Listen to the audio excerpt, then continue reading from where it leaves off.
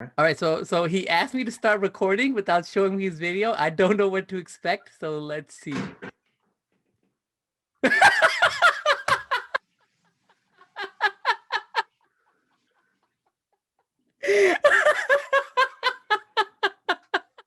How you doing?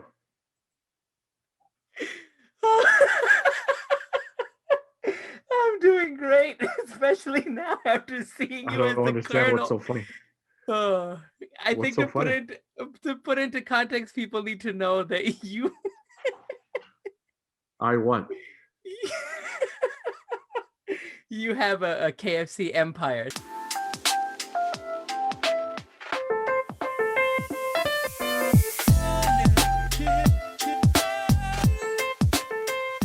We probably just had the greatest opener for this podcast that I think that we'll ever have. So I think it's a good point to start. So why don't you do a short introduction? Tell us who you are and what you do. All right. Well, my name is Talal Kirmani, and I'm a chicken connoisseur. No, tell them really what you do. All right. For anybody who's Um, listening to this and is not watching the podcast, please take a second, go on YouTube or go on Instagram and just see. You'll know why I can't stop laughing. Please, sorry. So tell us what you do. all right. So I've been working for my father and now with my father for the past 15 years in a franchise, Kentucky Fried Chicken. Okay, that's basically you own a KFC and you guys now I don't together. appreciate you laughing at my profession. Uh, not the profession, it's just the your mustache keeps falling off. All right, listen. Before we move forward, you're gonna have to change because there's no way I could conduct this with you looking like that and your mustache falling All off. right. My head is getting a little sweaty, so I'll change out of this. All right, now that we have the more normal you and not the colonel you, we can continue and hopefully I can keep a straight face because that image is still in my head. So, um, it's important to know for me, was being a doctor or any of the traditional careers, whether it's a lawyer or engineer, was that ever part of your path growing up? Was it something that your parents ever talked to you about, or were you ever pressured into doing one of those? Right. So I think every person gets pushed at one point by their parents. And I remember in high school, my dad had pushed me. He said, I would love for someone to be a doctor in my family. I have three sons. I would want at least one of them to be a doctor. So I was like, you know what? No problem. Let me try an elective in high school. So I got into a anatomy class. I Yeah, said introductory. Let me see how it goes. yeah. First day of class, the teacher came up and she just laid everything on the counter, what we were going to dissect: guinea pigs, mice, rats, whatever. I got up, I asked her, can I use the bathroom? Went straight to the counselor's office and dropped the class. It was nowhere near anything I ever wanted to do in the future. At least it's good that you had that moment like very early into your journey Yeah, to know that this is yeah, it, yeah, yeah. not Yeah. me. The I'm first done. 15 minutes of class, I was over. I couldn't even pronounce half the words they were telling us to study. I mean that's fair. Um, at that point when you were younger, did you have an idea? Like, did you ever have anything that you really wanted to do and wanted to be? Yeah. The inner child of me, I always wanted to play professional football. That's Obviously, awesome. that's just shooting for the stars. Um, I did really want to become a history teacher. What? I think all the history teachers I've had in my life had a great impact on me. They were cool. I learned a lot. It was probably one of the only classes I actually paid attention. I found it very, very interesting. So Dude, I that always is wanted to be really a history interesting. teacher. Yeah. That's funny because I've known Not you a for I lot don't of know how people know many. that. Yeah. I don't even Yeah. think you know that. No, I didn't know. That's the first time I'm Yeah. hearing about it after all these years. That's Yeah. really cool.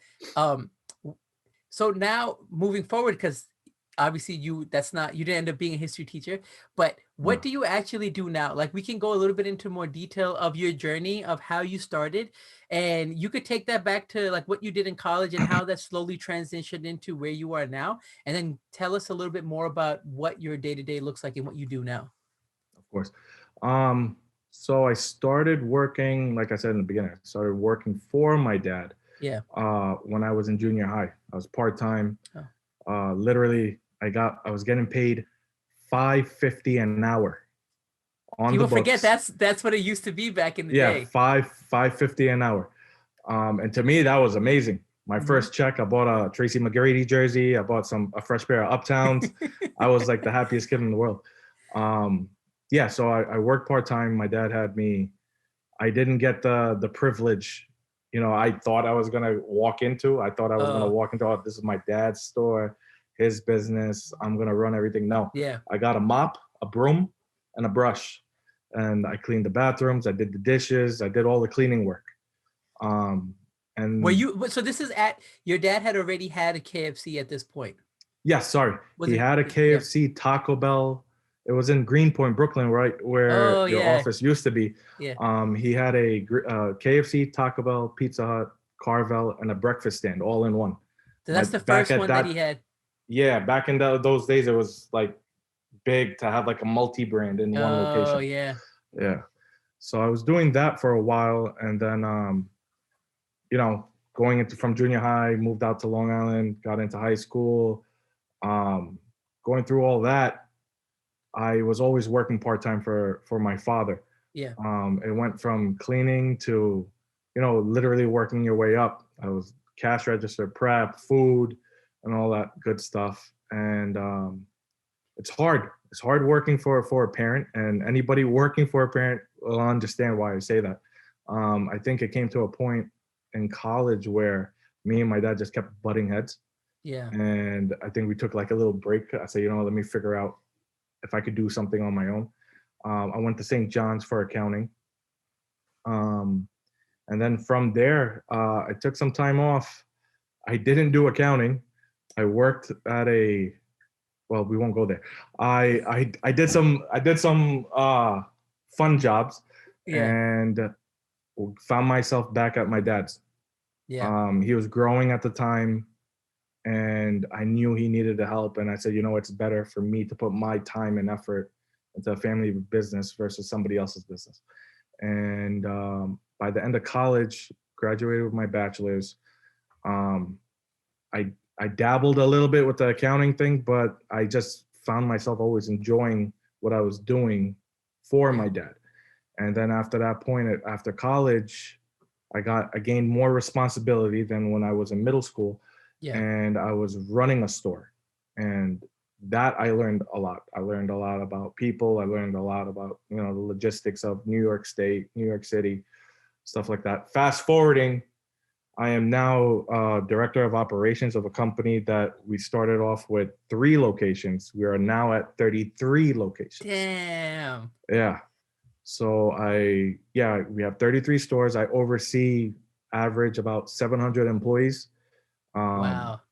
and I take control over, HR, COVID procedures now. I have to Yeah. make sure protocols are being followed in all the Yeah. stores.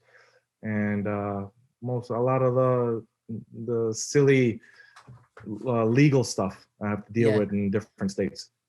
It's funny. I didn't know that either. I didn't know that it was that many employees that you have to oversee now. Yeah, yeah, That's a lot. 700 people is a lot. And it's yeah. crazy that your journey started from 3 to like now 33. And Hmm. for you, how difficult was the transition going from like running one store to now, being responsible for 700 employees? Hmm. I remember the turning point from when we started to grow Yeah. fast. And I guess this is the turning point where I could say I was working for my dad, and now I'm working with him. Yeah. And that turning point is where we had a deal, and this deal, I was like, how are we going to do this? At that time, we Yeah. only had 5 stores, all Yeah. locally in New York City, easily Yeah. manageable. And these stores were double the size, further Mhm. away, was not, driving distance. It was driving distance, but it wasn't my day to day. Yeah. And I was just concerned, like, how is it going to be done? How is this possible? How are we going to keep our eyes on everything? And my dad just said, you don't allow things like that to limit you. And taking that moment, that was applied to every turning point of us growing. Don't allow things around you to limit you. Just keep going, keep pushing hard, and it will all work itself out. And to be honest with you, it all worked itself out. Every time we grew, we always found, you know, somebody. We always found somebody that was able to help, somebody that we didn't think was able to take more responsibility. Yeah. But now they, they stepped up. They saw there was more work, and they stepped up and they proved themselves. So this business is a lot of people. You have to Yeah. rely on people, and it's hard to find good people. I think in any market that you're in, good That's people is very hard to true. come across. Yeah. A lot of people say that probably the most important thing in any business that you do is the people, is your team of people that are working for you. More important than anything else is finding the right people. Mm-hmm. And they say invest in the right people too. I mean, that's what I hear. Correct. I don't run a business, Correct. so I don't know, but that's what I hear. Correct. Yeah. That's so cool. How long was the period where you went from like one to where you guys are now? How long did it take for it to get there? You're talking about, my dad started this in '96. My dad had Okay.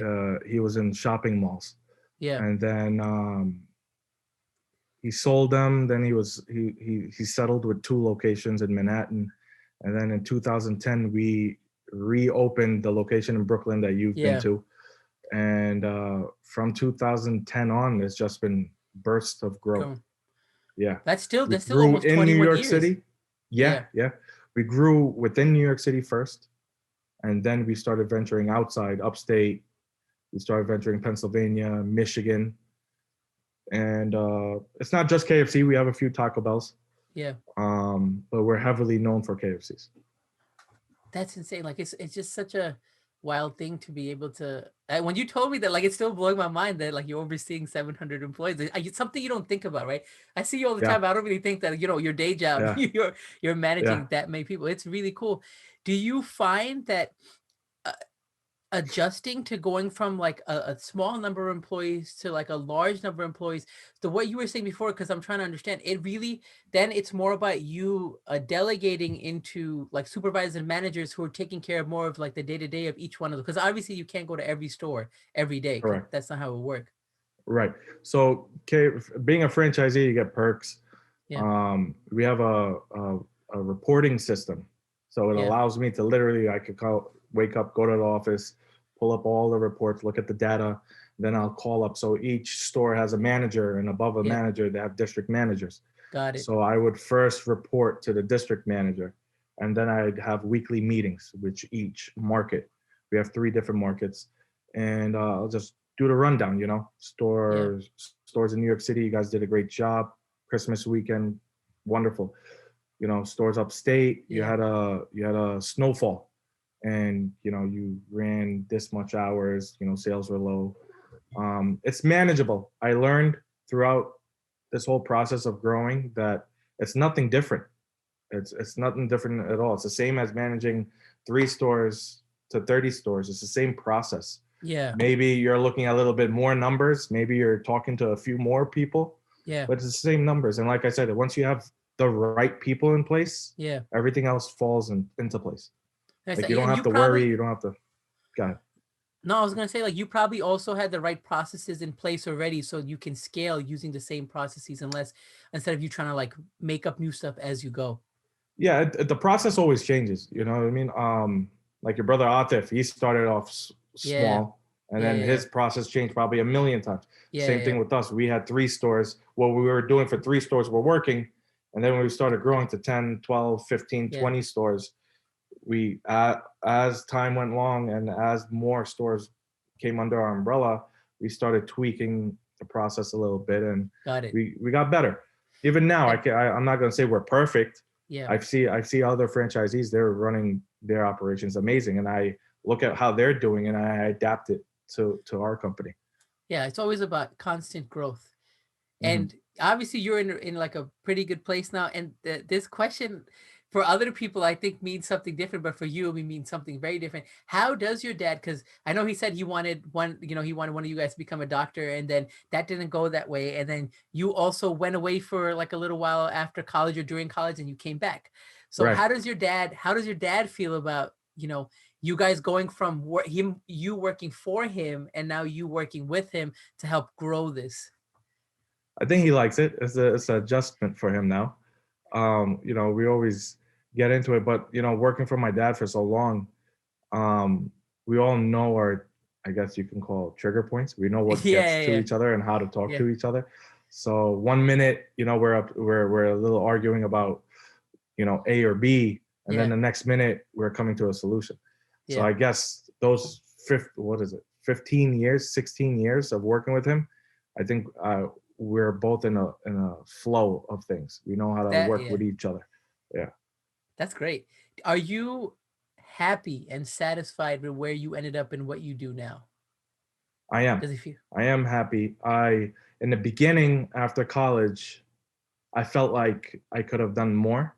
Yeah, And that was just because, again, working for a parent, you don't get things the way you want it. And if you go work for Billy or Bob or Mary, yeah, they'll treat you differently than working for dad or yeah, mom, yeah, and that, again, it was just an adjustment period. Then I realized that I'm actually happier to work for dad versus Billy Bob because dad pushed me beyond my limits. He wasn't just yeah. okay with me punching in at 9, punching out at 5, and going home. I was, the second my eyes opened, he taught me his work ethic. And, I appreciate that from him. Dude, that's actually really sweet and really good. I didn't think about that. But a lot of the Yeah. sentiments you're talking about, I do understand because I obviously have worked with my brother a lot. And it is very interesting and different when you work with your own family member because one, it comes with a lot of history and it Hmm. comes with this relationship that you obviously also have to navigate through and work. And it's hard to either like even like in like a normal job at certain times you might ask for stuff or do stuff a certain way because it's the job, but like when it's your family you think so much about what you're going to say and what you're going to do because it could affect the relationship, and I think that does make it complicated. But you're right, you'll know after a while, like if you work together you understand each other's flow, you understand what works, what doesn't work, and at the end of the day you are helping to grow something that's your own versus helping someone else grow. And like that's Correct. exactly what you said, and that's exactly what you did. So I think Correct. that's really sweet, and that's really Yeah. cool that that's how it worked out. Yeah. But he's not too upset with me. We do have we do have a potential doctor. My youngest brother is in med school, so Oh he yeah, did get his wish. yeah, that's perfect. So Yeah, that's what yeah. I always say too, because my mom always wanted it. And when me and Amu started together, so when I was leaving, I used to be low key like, "Yo, ma, it's okay. There's still one in the family. Amu's still, Amu's still the black Mm. sheep in our family. He's the doctor." Uh, um, oh man. are if someone wanted to follow in your footsteps, and not necessarily someone who might have had a dad or someone who already was in the industry, if somebody wanted to get into like owning a fast food restaurant or owning a fast food chain, what advice do you like, what do you think is the right path for them to go through? Like what advice do you have for them? Number one, don't let anybody say no. Mm, That's what I learned. Don't put limitations on yourself. Because if I had allowed that at every turning point we had to grow, I would have probably went the other way and said no.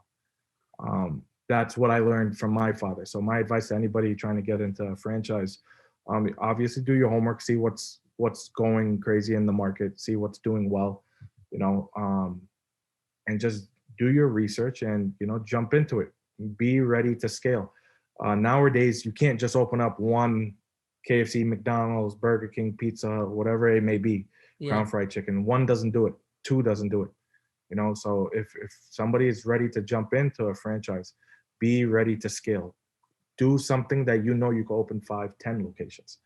Because at that point, it's what you're doing it for is gonna be easier, and that's to be comfortable yeah. and make money at the same time. And I shouldn't say comfortable because you'll never be comfortable. Dealing with employees is like, I have 2 kids of my own, but I feel like I have 702 kids of my own. It's really tough dealing with employees, but you get the hang of it. Yeah, It's one of those things that comes with, being your own boss or owning something of yourself. It obviously comes with certain perks, but sometimes people from the outside don't realize of how involved it is. Like when you have a regular job, you clock in, you clock out, you go home, and you're not really Correct. responsible for things once you clock out. But Right. as an owner or as someone who runs things, like you're never really clocked out because anything can happen at any time. And guess Mm-hmm. who's responsible? You are. Mm-hmm. And guess who has to Mm-hmm. figure it out? You have to figure it out. Of course. What? I remember years ago we had a snowstorm and I was like, yeah, great. I don't have to go into work. I didn't realize that all the employees couldn't make it to work. So I had to get out, pick up employees, drop them off to stores, figure out who can go where, Yeah. make my route, pick up employees, drop them off, and get the stores open. Yeah. You know what I mean? You had to It's do just, way more work. yeah, it's wild, but again, in the beginning, it seems tough, but you get used to it. Yeah.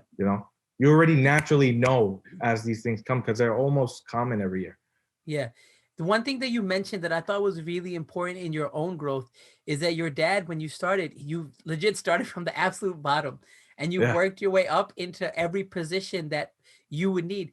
Do you think I personally think that's a really valuable thing to do, okay, but I can only speak from what we do, right? It's very important for me to know how everything works. So when you have expectations from other people, you can understand how long it takes to do stuff or understand how things work.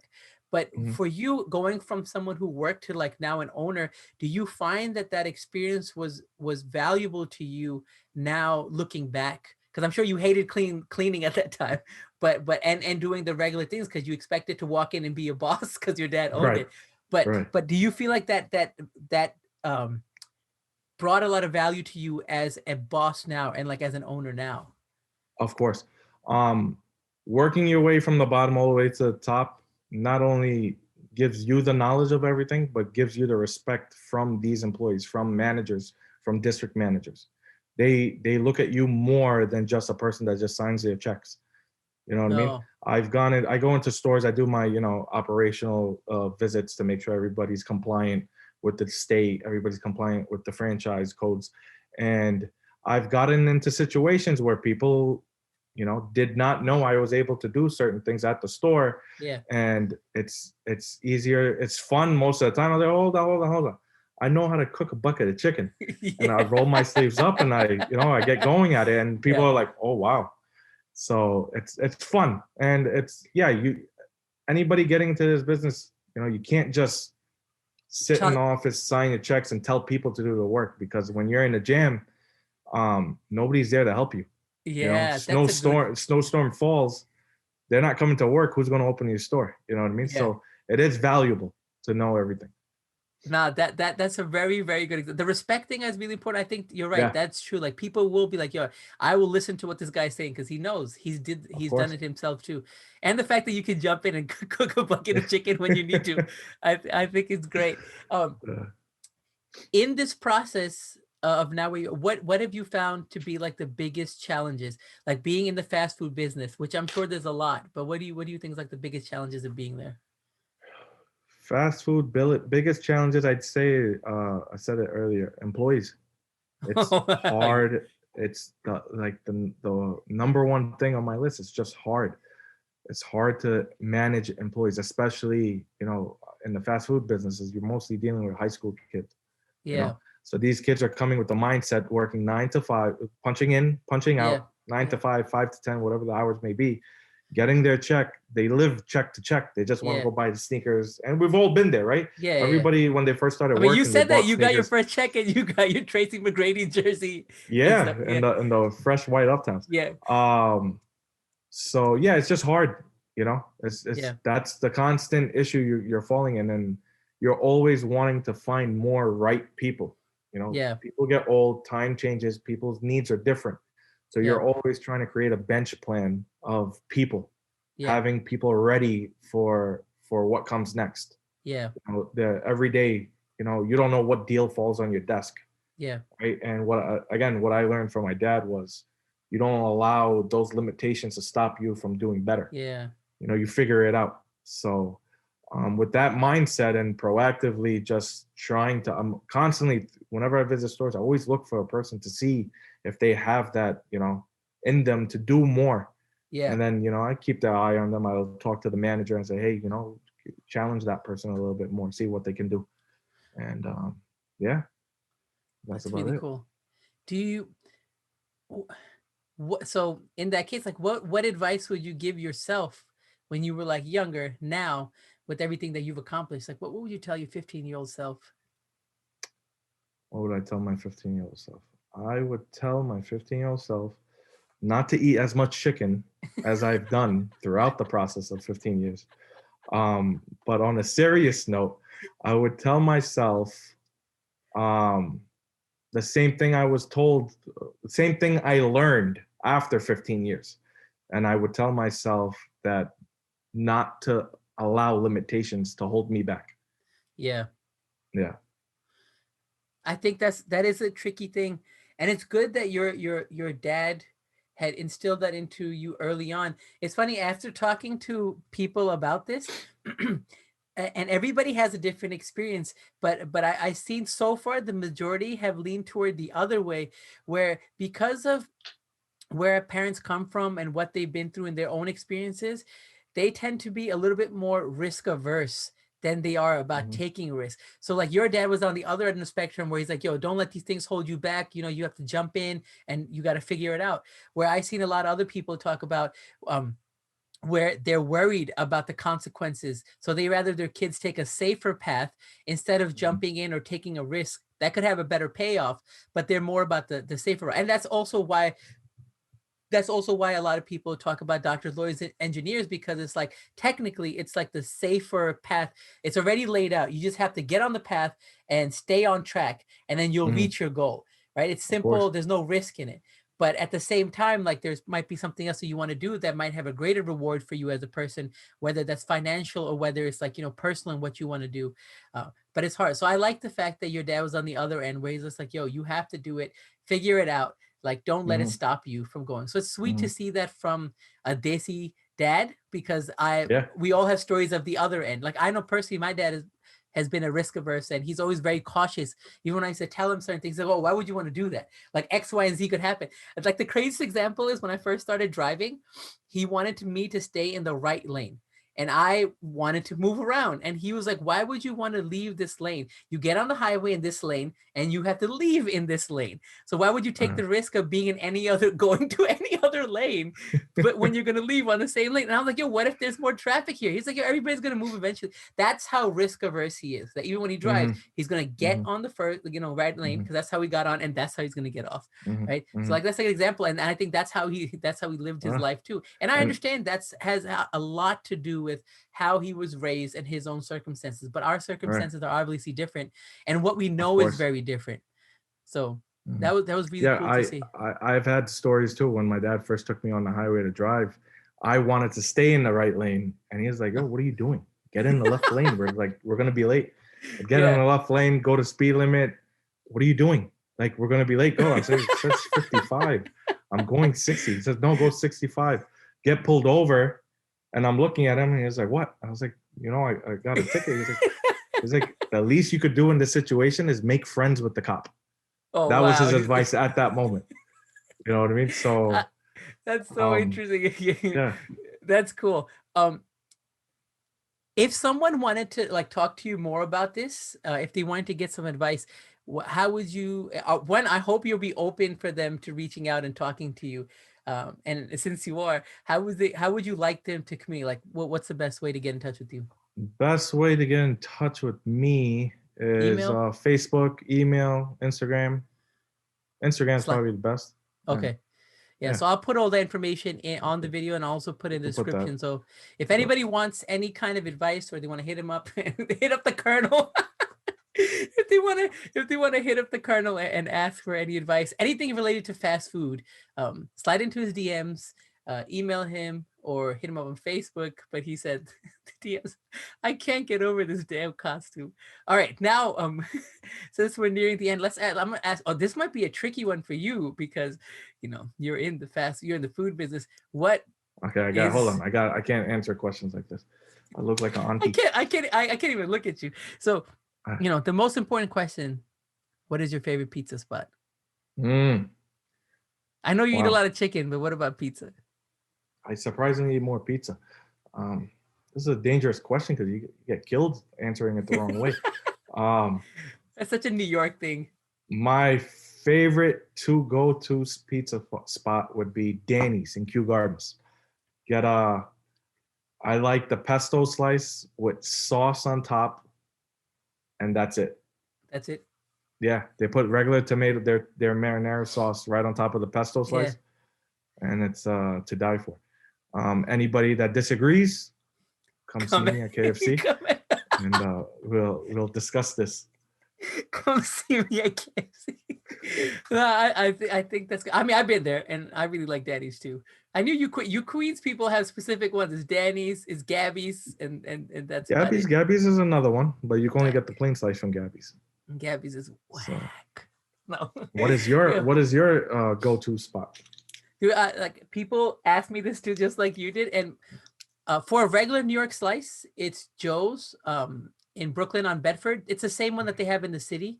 It's the same one that was in the old Spider-Man movies. I love Got Joe's it. for a regular slice, but it's Uh-huh. always more complicated, because it depends on what time of day it is, where I'm at, and blah blah blah. It's never a one. But Mhm. if I was gonna pick just a regular New York slice, I would just go there from there. I That's get my it. I go-to. agree.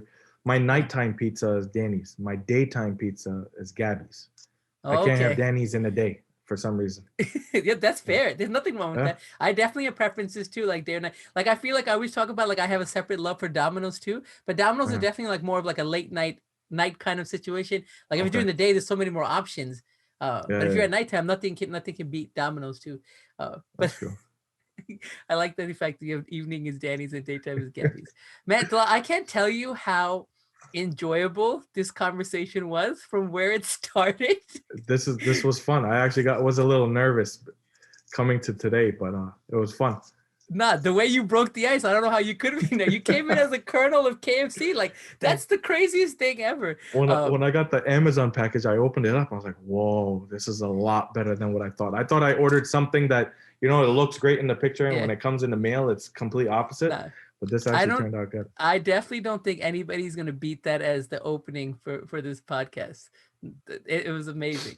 I really want to thank you for taking out the time to do this. I know you're a busy guy with your 702 employees, and I really appreciate you talking to people and also being open to anybody who might reach out and have any questions. So Of thank you course, so much. helping people is the only way for everyone to do better together as a Yeah, community. Yeah. very true. Thank you so much, Talal, and I will talk to you soon. See you later. Bye.